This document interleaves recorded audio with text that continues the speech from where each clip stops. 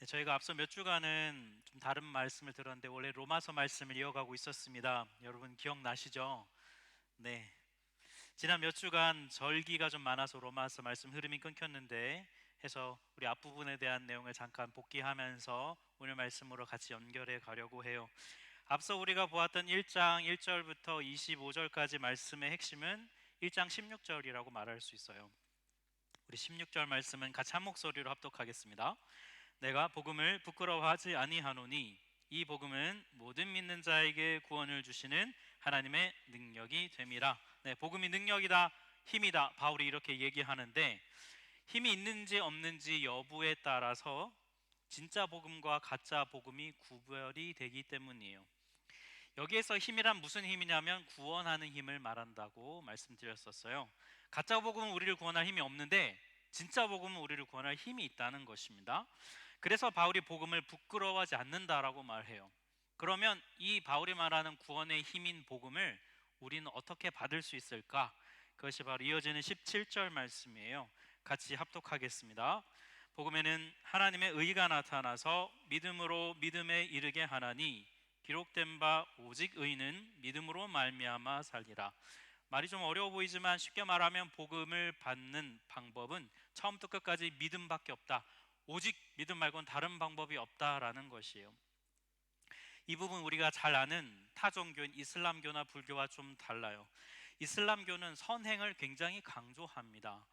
그래서 여러분 이슬람의 전통에 따라 좀 다르지만 사람이 태어나면 두 보이지 않는 천사가 오른쪽과 왼쪽에 있다고 해요. 그래서 선행을 하면 한쪽에 선행 천사가 그걸 쌓고 악행을 하면 악행하는 천사가 그걸 쌓아서 나중에 죽어서 알라 앞에 가면 뭐가 더 많은지 무게를 재보고 거기에 따라서 구원이냐 아니면 심판이냐로 나뉜다고 이슬람교는 그렇게 해요. 굉장히 노력을 강조하는 종교. 죽어서 한국이 아니죠. 네. 하늘에 가야만 한국이 천국이니까 그죠? 네. 죽어서 하늘에 가야만 내가 구원받았구나 아니구나를 알 수 있는 그렇다는 거죠. 불교도 마찬가지로 여러분 불교 고통과 그런 고행과 참선을 통해서 집착을 버리고 해탈과 열반의 경지에 들어갈 때 거기에 가는 게 목표인데 노력과 애씀이 필요해요. 이에 비해서 기독교는 믿음이 구원의 열쇠라고 말해요. 물론 기독교에서도 행함과 노력을 강조합니다만 그것은 구원의 조건은 아니에요. 기독교의 순종은 믿음에서 우러나온 순종을 말합니다. 네, 기독교에서 순종은 믿음에서 우러나온 순종. 하나님을 올바로 믿으면 하나님을 사랑하게 됩니다. 그러면 그 하나님을 따르고 싶은 마음이 우리 안에 생겨요. 그래서 순종하게 되는 것이 기독교의 원리예요. 올바른 믿음을 내가 갖고 있다면 하나님과 올바른 인격적인 관계를 맺게 되고 그 결과 하나님을 사랑하게 되고 그분을 향한 순종하는 마음이 자라난다는 거예요. 그러니 여러분 거꾸로 보면 만약 내가 하나님께 순종하는 게 너무 힘들다 그러면 뭐가 문제일까요? 우리의 믿음이 문제라는 거예요. 우리가 올바로 믿고 있지 않을 때 우리의 삶에 올바른 순종의 열매가 맺힐 수 없다는 것이 성경의 가르침이에요. 그런데 여기서 믿음을 점검해야 된다, 믿음을 중요하다라고 얘기하는데 이 믿음은 뭘 믿는 거냐면 예수님을 믿는 것이죠. 하나님께서 인간을 구원할 힘으로 예수님을 이 땅에 보내주셨잖아요. 그러니 그 예수님을 믿는 것이 구원의 유일한 길이라는 거예요. 이것이 로마서 1장 앞부분에서 강조하고 있는 복음의 핵심입니다. 그런데 중요한 건 사람들이 이 복음을 거부한다는 것입니다. 받아들이려고 하지 않아요. 왜냐하면 예수님을 통해 구원을 받기보다는 자기 힘으로 자신을 구원하려고 하기 때문이에요.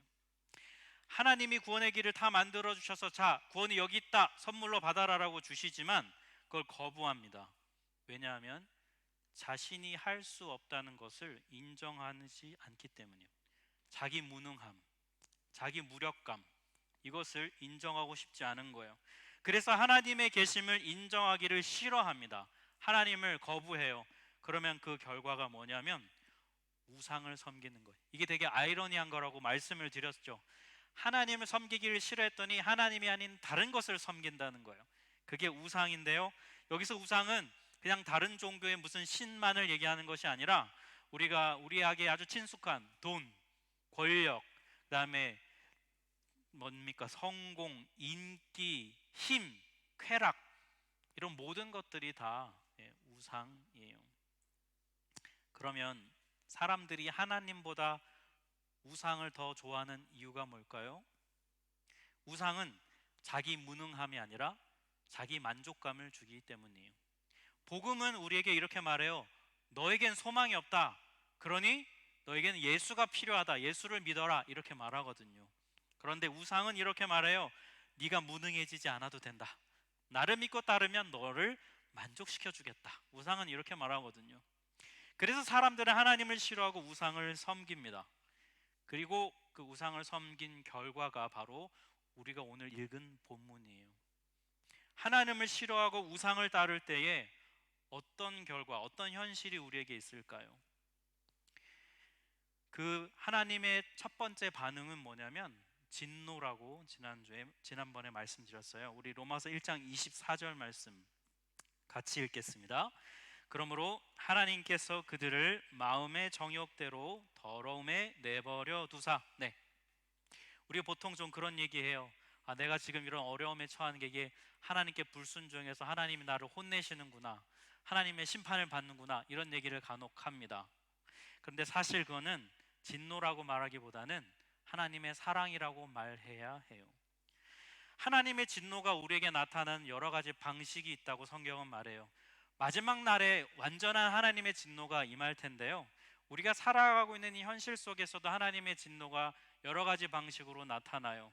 그 중에서 제일 무서운 진노가 뭐냐면 바로 내버려 둠이에요. 하나님이 우리를 위해서 아무것도 안 하시는 것, 이게 가장 무서운 진노입니다. 여러분, 진짜 화가 나면 아무 말도 안 하는 사람 있잖아요. 뭐 물론 막 분노하고 폭발하고 막 이러면 그것도 뭐 무서울 수 있겠지만, 더 무서운 거는 쌩한 거 있죠. 네. 아무 말도 안 하는 그런 사람이 훨씬 더 무섭거든요. 하나님께서 아무리 말해도 사람들이 듣지를 않으니까 하나님이 오래 참으시다가 또 여러 가지로 설득하고 여러 방편을 하시다가 결국은 하나님이 내버려 두시는 거예요. 이게 진짜 진노의 심판입니다. 하나님의 임재가 아니라 하나님의 부재, 하나님의 말씀이 아니라 하나님의 침묵, 이것이 우리가 이 땅에서 상상할 수 있는 가장 최악의 하나님의 진노예요. 여러분, 우리 하나님께 나를 하나님이 내버려 두신다, 이건 뭡니까? 우리도 결국 하나님께 내 맘대로 할 테니까 나를 좀 내버려 두세요 하는 거잖아요. 제가 이렇게 살펴보니 사람의 일생의 전체 일생의 기간 중에서 이 두 가지 가장 이 인간의 죄성이 극도로 드러나는 시기가 있어요. 첫 번째가 사춘기고 두 번째가 갱년기예요. 네. 이런 사춘기 때 여러분 제일 많이 하는 말이 뭡니까? 저희 집에 있는 애들을 통해 볼 때 두 가지 말을 제일 많이 하는 것 같아요. 첫 번째는 몰라요, 몰라. 네. 뭘 물어봐도 다 몰라. 왜? 안다 그러면 거기서부터 잔소리 시작되기 때문에 일단 몰라로 계속 차단하는 것 같아요. 그리고 또 하나 가장 많이 하는 말이 있는데, 내 마음대로 하게 좀 내버려둬. 네. 여러분, 그 내버려 둘 수가 있습니까? 네, 부모님이 이게 내버려 둘 수가 없거든요. 이렇게 잘못 가는 게 보이는 것 같으니까 자꾸 얘기를 하게 됩니다. 그런데 이 사춘기와 갱년기가 붙으면 정말 지옥 체험입니다. 제가 아는 한 우리 집사님, 예전에 남자 집사님이 얘기했는데 아내가 자꾸 밥 먹는 자기를 보며 화를 낸다고. 자기가 왜 밥만 먹는데 나를 보고 화를 내는지 모르겠다. 근데 그 사춘기와 이렇게 자녀 붙으면 지옥 체험이라 자기 너무 괴롭다고, 교회 오는 게 이렇게 즐거울 정도로 집이 너무 괴롭다는 얘기를 하신 적이 있어요. 뭐 제가 그때 원해서 그러겠습니까? 우리 인격의 한계가 드러나는 시기잖아요. 근데 여러분, 진짜 내버려 두라고 해서 하나님이 진짜 우리를 내버려 두시면 어떻게 되겠습니까? 우상을 섬기는 삶에서 우리가 벗어날 수가 없게 돼요. 우상에게 조종당합니다. 처음에는 좋아요. 우상을 섬기면 처음에는 기쁨이 있거든요. 하지만 시간이 지나면 지날수록 벗어나고 싶어도 벗어날 수가 없게 돼요. 그게 고통이고 심판이에요. 지난 주간 뉴스에서 보셨겠습니다만, 프렌즈라고 하는 되게 유명한 시트콤에 출연했던 한 미국 배우가 사망하는 소식이 있었어요. 그가 예전에 인터뷰에서 이런 말을 했어요. 어렸을 때는 유명해지고 싶은 욕심이 너무 컸다. 그래서 항상 주목받고 싶었고 돈을 많이 벌고 싶었고 레스토랑에서도 제일 좋은 자리에 안내받고 싶었다. 그런데 그 인기의 이면에는 대가가 따른다는 걸 몰랐다. 유명해지고 싶은 사람들은 절대로 믿지 않겠지만 유명해지는 것은 해답도 아니고 괴로운 일이다. 저희가 유명하지 않아서 저게 잘 모르겠어요, 솔직히. 그죠? 네. 근데 이 사람이 이걸 술과 마약성 진통제에 중독되어서 여러분 거기서부터 헤어나려고 정말 많은 애를 썼습니다. 10년 넘는 기간을 실험했고 돈도요, 중독 치료를 위해서 여러분 900만 달러를 썼대요. 너무나 많은 돈을 썼지만 헤어나오고 싶지만 헤어나올 수 없었다는 거예요. 결국 허탈한 죽음을 맞이한 게 너무 안타깝습니다. 최근에 또 한국의 유명한 배우가 마약에 연루돼서 수사가 진행 중이죠. 여러분, 이런 유명한 사람들의 얘기를 들으면 나랑은 너무 다른 얘기라서, 나에게는 해당되지 않는 얘기라서 별로 와닿지 않으실지는 모르겠어요. 나는 저 정도는 아니니까라고 안심할 수 있을지 모르겠지만 여러분, 결국에 그들과 우리의 차이는 뭐냐면 정도의 차이일 뿐, 가고 있는 방향은 똑같아요. 그들이 우리보다 먼저 목적지에 도달하고 결론에 도달했을 뿐이에요. 우상에게 붙들리면 그 결과가 어떤지를 말해주고 있기 때문입니다. 우상에게 조종당해서 컨트롤되는 수준이 되면요, 벗어나고 싶어도 벗어날 수가 없어요. 이게 아니구나, 내가 잘못된 길로 돌아섰구나 깨닫고 돌이키고 싶은데 돌이킬 수가 없어요. 이게 아닌데 하면서 계속 그렇게 사는 거, 여러분, 그게 지옥입니다. 그게 고통이에요. 여기 24절에 보면요, 정욕이라고 번역된 이게 헬라어로 뭐냐면 에피투미아라는 단어예요. 이게 문자적으로 보면 어떤 뜻이냐면 과도한 욕심, 지나친 욕심, 이런 뜻이에요. 하나님을 인정하기 싫어서 인간이 과도한 욕심을 부리면 그게 바로 고통이라고 말해요. 하나님은 분명히 말씀하셨습니다. 내가 만든 세상에서 내가 허락한 질서를 따르면 너가 복을 받을 것이다 라고 약속해 주셨어요. 그런데 인간은 그걸 따르고 싶지 않은 거예요. 하나님이 허락하신 것 이상을 원하고 지나친 욕심을 부리게 됩니다. 오스카 와일드라는 사람이 이런 말을 했어요. 신들이 우리를 벌 주고 싶을 때는 우리의 기도를 다 응답해 준다. 우리가 바라고 우리가 원하는 것이 다 그대로 이루어지면 복이라고 이 세상은 생각합니다. 하지만 그럴수록 사람은 거기에 집착하게 되고 지나친 욕심, 에피투미아를 갖게 됩니다. 그러면 하나님이 허락하신 것을 넘어서게 돼요. 좀 더 바라게 되고 정욕을 품습니다. 그러면 어떤 결과가 있는가? 오늘 우리가 읽은 본문에서 이 정욕에 대해서 구체적인 결과를 크게 두 가지로 얘기를 해주는데요. 첫 번째는 26절과 27절에 나와 있어요. 제가 세 번역본으로 읽어드리겠습니다. 하나님께서는 사람들을 부끄러운 정욕에 내버려 두셨습니다. 여자들은 남자와의 바른 관계를 바르지 못한 관계로 바꾸고, 또한 남자들도 이와 같이 여자와의 바른 관계를 버리고 서로 욕정에 불탔으며 남자가 남자와 더불어 부끄러운 짓을 하게 되었습니다. 그래서 그들은 그 잘못에 마땅한 대가를 스스로 받았습니다. 여기 바울이 정욕, 즉 과도한 욕심, 에피투미아를 말하면서 구체적으로 드러나는 그 모습이 뭐냐라고 했을 때 처음 언급한 게 동성애 성행위에 대한 부분이에요. 세 번역본에 보면 바른 관계라고 번역된 이 헬라어의 피시코스인데, 이 단어가 원래 피시코스라는 단어의 뜻이 뭐냐면 하나님이 창조하신 올바른 창조 질서라는 뜻을 가지고 있어요. 그러니까 바울이 지금 동성애 성행위가 바른 관계가 아니라고 말하면서 그 기준을 뭐라고 얘기하냐면 하나님이 정한 피시코스에 어긋났다, 이렇게 말하고 있어요. 이 부분을 잘 보셔야 돼요. 사람들의 말과 사람들의 기준이 아니라 하나님이 만드신 창조 질서에 어긋났다라고 말합니다. 그러면 여러분, 성과 관련된 하나님의 창조 질서는, 올바른 질서는 뭘까요? 창세기 2장 24절에 나오는데요. 같이 읽겠습니다. 이러므로 남자가 부모를 떠나 그의 아내와 합하여 둘이 한 몸을 이룰지로다. 네, 하나님이 의도하신 피시코스는 이거예요. 그렇다라면 본문에 언급된 동성애 성행위는 하나님이 기뻐하신다고 말할 수가 없지요. 오늘 설교에서 동성애에 대한 모든 논란과 내용을 다 언급할 수는 없습니다. 워낙 많은 논란과 이슈가 있어서. 다만 말씀드리고 싶은 것은 동성애적 성향과 동성애 성행위는 좀 구분될 필요가 있고요. 그 둘을 구분할 때 우리가 올바르게 이 동성애에 대한 부분을 얘기할 수 있어요. 근데 오늘 본문에서는 얘기하는 건 뭐냐면 동성애적 성행위를 언급하고 있습니다. 본문 흐름상 그리고 그것은 죄라고 바울은 말하고 있어요. 동성애 성행위만 무슨 특별한 큰 죄일까? 그것은 아니에요.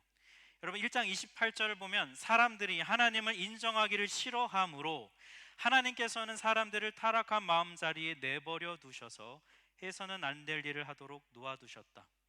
바울이 동성애 성행위가 하나님이 기뻐하시지 않는 하나님이 내버려 두심의 심판이라고 말을 했는데요, 그것과 똑같이 내버려 두심의 결과가 뭐냐면 이어지는 29절부터 31절까지 나오는 내용이에요. 여기 보면 많은 죄의 목록들이 나옵니다. 뭐 시기, 살인, 분쟁, 사기, 저기, 뭐 중상, 그다음에 불손, 오만, 자랑, 뭐 여러 가지 막 31절까지 쭉 죄의 목록이 나와요. 한 21가지 정도가 등장을 해요. 근데 여기 이 목록들은 당시 스토아 학파라든지 유명한 아니면 유대 문헌에서 죄라고 언급된 것들이 다 기록이 돼 있어요.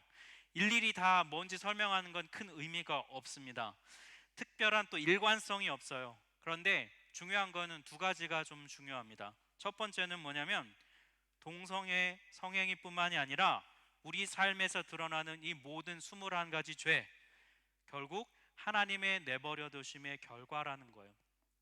무슨 말이냐면 동성애만 유독 큰 죄가 아니라 다른 모든 죄도 똑같이 무겁다는 거예요. 동성애만 지역할 죄고 남을 미워하는 죄는 괜찮다라고 말할 수 없다라는 것입니다. 여러분, 우리 사람의 판단과 생각에는 어떤 죄는 더 크고 어떤 죄는 더 작아 보여요, 우리가 보기에는. 하지만 죄에 대한 판단은 우리가 하는 게 아니거든요. 그는 하나님이 하시는 거거든요. 오늘 본문에 하나님 보시기에는 그와 사이에 큰 차이가 있지 않다는 거예요. 또 이걸 통해 알 수 있는 두 번째는 뭐냐면 죄는 질서의 깨어짐이라는 것입니다. 로마서 1장 25절 26절 보면 사람들은 하나님의 진리를 거짓으로 바꾸고 여자들은 남자와의 바른 관계를 바르지 못한 관계로 바꾸고, 하나님의 창조 질서를 사람이 바꾸는 것입니다. 이것이 죄라는 거예요. 우리가 사는 이 세상은 세상을 원래 만드신 하나님의 창조의 질서가 있었어요. 인간이 하나님을 싫어해서 그 질서를 따르지 않고 자기가 원하는 대로 사는 거예요. 창조 질서가 깨어진 것, 그게 바로 우리가 오늘날 사는 이 세상에서 경험하는 모든 고통과 아픔의 현실이에요. 현실이 이런데요, 우리는 이 현실이 자기 때문이라고 인정하지 않아요. 받아들이고 싶어 하지 않습니다. 내가 질서를 깨트렸다고 인정하지 않아요. 1장 32절 말씀에 나와 있는데요, 같이 읽겠습니다. 그들이 이 같은 일을 행하는 자는 사형에 해당한다고 하나님께서 정하심을 알고도 자기들만 행할 뿐 아니라 또한 그런 일을 행하는 자들을 옳다 하느니라. 네, 여러분, 사람들이 뭔가를 잘못하고 죄를 짓잖아요. 그럼 제일 많이 하는 반응이 뭐겠습니까? 나만 이러냐? 네. 너도 그러지 않냐? 네. 이걸 제가 어떻게 제일 잘 아냐면 제가 그러기 때문에. 네. 다른 사람도 다 그러지 않냐? 왜 나만 갖고 뭐라고 그러냐? 왜 나만 잘못했다고 뭐라고 하냐? 너도 똑같이 하지 않냐? 그래서 내가 너 느끼라고 이렇게 해주는 거다. 이제 알겠냐? 막 이런 식으로 우리가 막 서로 싸우고 반응하잖아요. 여러분, 왜 이렇게 반응하겠습니까? 자기 잘못을 인정하고 싶지 않기 때문이에요. 여러분, 이게 참 사실 되게 뻔뻔한 거거든요. 잘못해놓고 나만 이러지 않냐라고 얘기하는 거는 뻔뻔한 건데요, 이런 얘기를 하는 이유가 뭐냐면 잘못에 대한 기준이 자기에게 있고 사람들에게 있기 때문이에요. 하나님에게 있지 않기 때문입니다. 남들도 보니까 다 똑같이 하니까 왜 나만 잘못했다냐고, 왜 했냐고 말한다는 거예요. 성경은 죄인지 아닌지의 기준은 사람이 아니라 하나님께 있다고 말해요. 하나님이 정하신 의로움의 기준에 도달하지 않으면 그것은 죄라고 성경은 명확하게 얘기하고 있어요. 이렇게 얘기하면 분명 이런 말을 하실 겁니다. 사람이 그걸 어떻게 다 지켜요? 내가 하나님도 아닌데, 내가 예수님도 아닌데 그 하나님의 기준을 내가 어떻게 다 지켜요? 라고 말할 수 있어요. 맞습니다. 우리는 사람이라 지킬 수 없어요. 하나님은 우리에게 그걸 요구하시지만 우리는 지킬 수 없습니다. 우리는 불가능해요. 그래서 우리에겐 예수님이 필요합니다. 왜냐하면 예수님은 사람이 되어 오셔서 우리에게 불가능한 하나님의 그 모든 기준을 다 만족시켜 주셨거든요. 더 놀라운 사실은 예수님이 다 만족시킨 그 사실을 내가 믿으면 마치 내가 만족시킨 것처럼 여겨주신다는 거예요. 이게 바로 로마서가 말하는 복음입니다. 이게 이 땅에 깨어진 질서에서 살아가는 우리가 구원받을 수 있는 유일한 방법이라는 거예요. 오늘 본문은 그에 앞서, 이 내용은 후반부에 나오겠지만 그에 앞서 오늘 본문이 우리에게 말해주는 것은 뭘까요? 하나님을 싫어해서 하나님께서 내버려 두시는, 그럴 수밖에 없는 오늘의 이 현실을 살아가는 것, 이게 오늘날 우리의 현실이라는 거예요. 현실을 똑바로 직시하라는 겁니다. 우상이 주는 달콤함에 속아서 현실을 외면하지 말라는 거예요. 우상을 쫓으면 잠깐은 괜찮아 보일 수 있어요. 하지만 결국 우상에게 컨트롤 당하는 그 지경까지 가면 그것은 우리의 힘으로 해결할 수 없어요. 원래 세상은 이런 거야. 태어나 보니까 원래 이렇던데 뭐 남들도 다 이렇게 살잖아 라고 말하지 말라는 거예요. 왜냐하면 지금의 현실은 하나님의 본래 질서가 아니기 때문에, 인간이 하나님의 질서를 바꾸고 깨트린 것이 우리의 현실이라는 것입니다. 그래서 여러분, 우리에게는 십자가의 예수님이 필요합니다. 사랑하는 성도 여러분, 오늘날 여러분 삶의 현실을 한번 보세요. 때로는 웃고 때로는 즐거운 일이 우리의 삶에 있어요. 하지만 금세 염려와 슬픔과 아픔과 고통이 찾아옵니다. 마치 잠시 미뤄둔 숙제처럼, 잠깐 미뤄둔 내 일처럼 다시 어느샌가 우리 앞에 놓여져 있어요. 우린 그거를 감당해 내야 해요. 우리의 힘으로 다 해결할 수 있을까요? 해결할 수 없다면 우리는 어떻게 살아내야 할까요? 우리의 길은 어디에 있을까요? 이스라엘과 하마스 간의 전쟁, 러시아와 우크라이나의 전쟁, 인간의 힘으로 풀 수 있을까요? 여러분, 기후 위기로 온 세상이 난리를 치고 있습니다. 하나님이 만드신 창조 질서를 인간이 다 깨트려 놓고 있어요. 그 현실을 우리는 살아가고 있습니다. 나뿐만이 아니라 나의 가족과 나의 이웃들과 내 자녀들과 온 세상이 다 신음하고 있어요. 모두가 다 하나님의 창조 질서를 우상과 바꾸고 질서를 깨트린 현실을 우리는 살고 있고, 우리는 다음 주에 또 살아내야 합니다. 이런 우리에게 예수님이 필요합니다. 이 모든 깨어진 질서를 바로잡아 줄 수 있는 유일한 한 방법, 유일한 분은, 해법은 예수님밖에 없습니다. 여러분, 그러니 예수님을 믿읍시다.